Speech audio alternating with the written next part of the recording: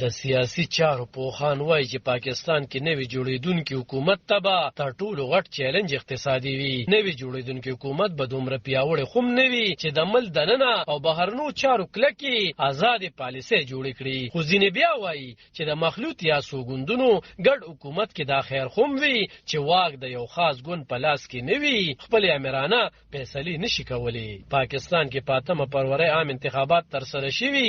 د مسلم لیگ نون ګوند، پیپل ګوند او نورو خامخیالو ګوندونو ترمنځ په مرکز کې د حکومت جوړولو خبرې روانې دي او تحریک انصاف ګوند هم دعوه کوي چې په مرکز کې به حکومت جوړوي. د سیاسي چارو کارپوهان او څېړونکي وایي چې نوی حکومت کو د هر چا جوړیږي د ګڼو چیلنجونو سره به مخ وي. د جرنالیزم استاد ډاکټر توصیف احمد خان وایي چې پاکستان کې چې کوم مخلوط حکومت جوړیږي نو ښکاري چې دا وخت مل د کم سیاسي بې ضابطه اقتصادي مشکلاتو او نورو ستونزو سره مخ دي.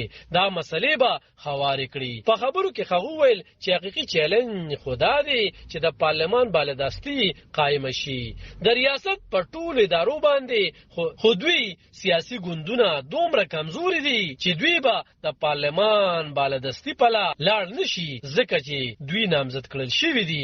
غټ چیلنج به د اقتصاد ښه کول وي، خو یو کمزور حکومت نه ریاستي ډانچه کمولی شي، نه د خن سره تجارت کولی شي، نه دفاعي اخراجات کمولی شي او نه د ټیکس راټولولو شر سیوا کولی شي. د نوموړي په خبره هیڅ بدلون نه راغلی. اړې غړې به سیوا کیږي ځکه چې د پارلمان او ولس ترمنځ فاصله زیاتیږي.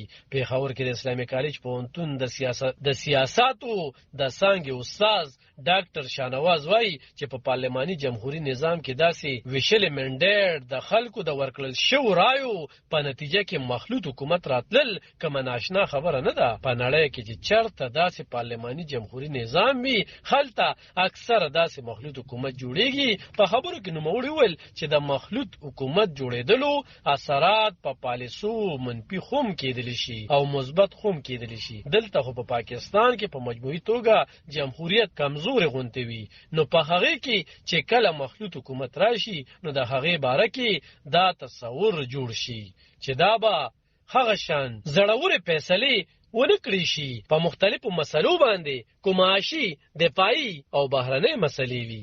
پاکستان کې تحریک انصاف ګوند هم دعوه کوي چې په مرکز کې حکومت جوړوي او عمر ایوب خان یې د وزیر اعظم د څوکۍ لپاره نومولی دی. د تحریک انصاف ګوند یو مشر عاطف خان ویلي چې اول کار یې د هغه په وینا د پی ټی آی غلا شوی منډیټ ترلاسه کول دي او چې خپل منډیټ ترلاسه کړي او حکومت جوړ کړي نو د خلکو خدمت به وکړي.